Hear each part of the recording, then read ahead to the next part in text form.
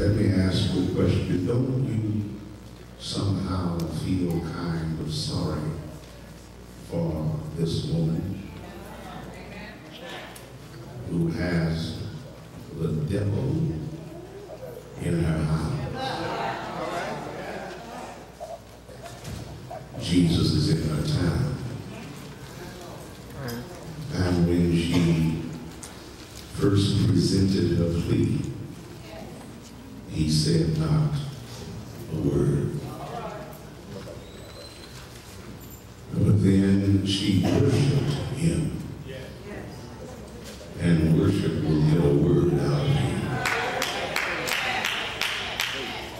I want to remind you, if you have not heard from him lately, if you want to get his attention, you ought to try worshiping. Even while you're wounded. I believe I will today. And last week,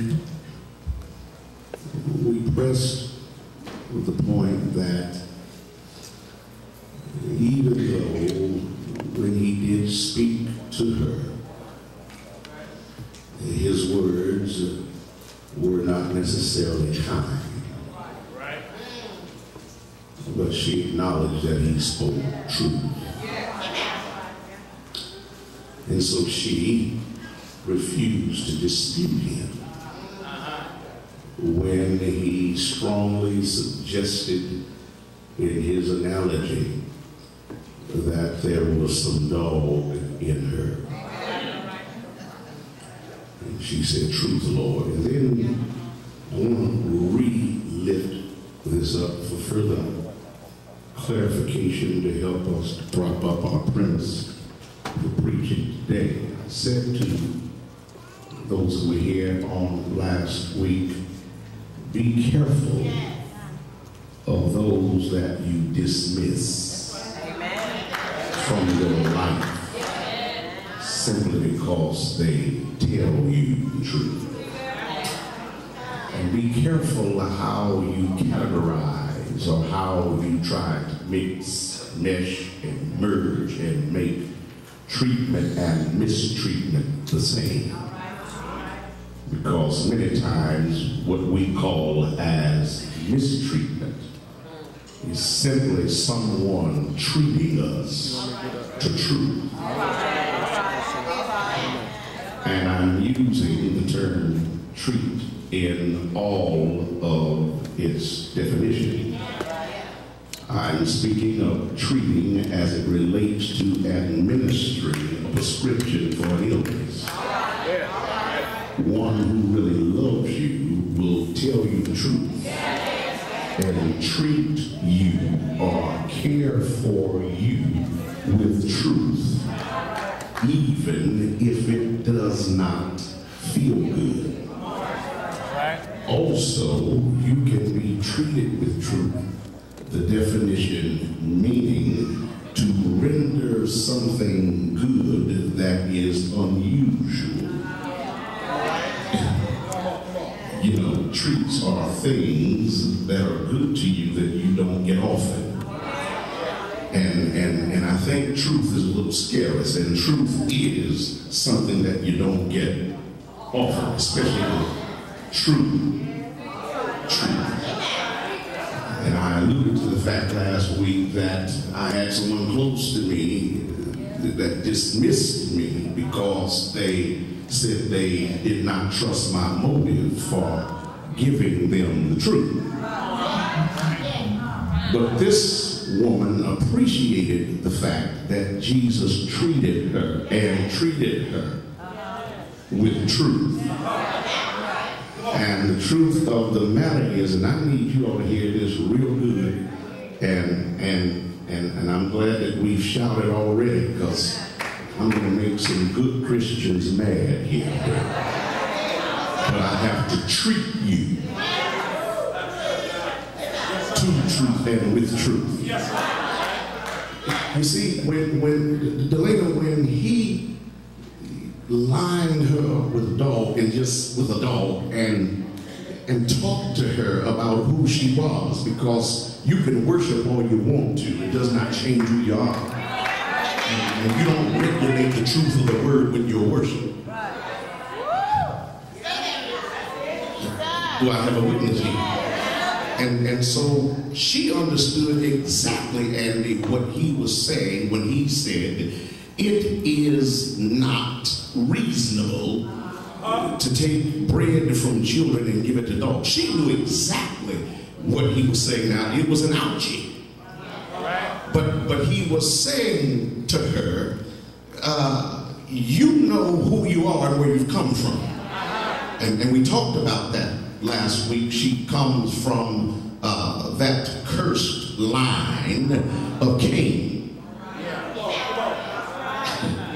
And there was no need in her arguing with Jesus, because something in her said, I trust your motive. And I'm the one that has the devil in my house.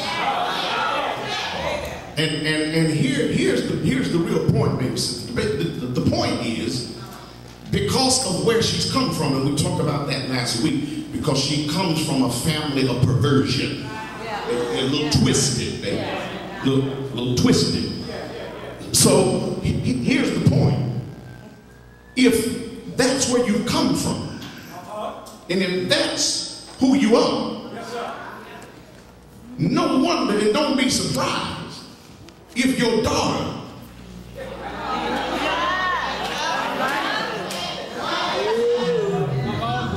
has the, see, I knew I was going to make somebody laugh, has the devil in her. You know, she's the one that came to him desperate, saying the devil's in my house. Well, now, okay, you want to talk? Let's talk. Okay. The point of the matter is that this is who you were, this is who you have come from.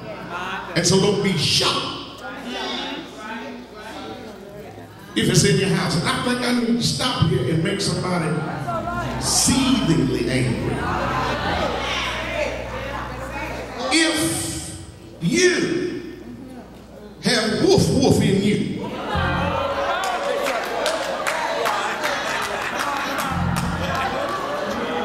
oh, come on now. If it's in your family tree, if it's in your ancestry and you have not done anything to correct it, why would you be surprised if it's in your daughter? Listen, you cannot live any kind of way. Oh, listen, you cannot live a Canaanite life. You cannot live a twisted and perverted life before your daughter, and then want to lose your mind when the devil takes over your house by way of your daughter. Now, some of y'all looking at me funny, but I'm going to be like Jesus. I'm going to treat you to the truth with truth. And so actually what this woman does, and she's a wise woman, she just throws up both her hands and says, you're telling the truth. Fathers, you can't live before your sons any kind of way. You can't brag about, well, they don't have black books anymore, but you can't brag about how many numbers you have stored in your phone. You can't take them with you on your little illicit excursions. I'm teaching them how life is. No, you can't take your son from woman to woman to woman and then have him to lie for you. And then you want to beat him to death when the devil gets in him and he's got a baby mama all over town and has set your life back 21 years because he keeps spreading seed everywhere. And then you want to be surprised when you have to get him out of jail. You want to be surprised when they start garnishing your check for his mistake.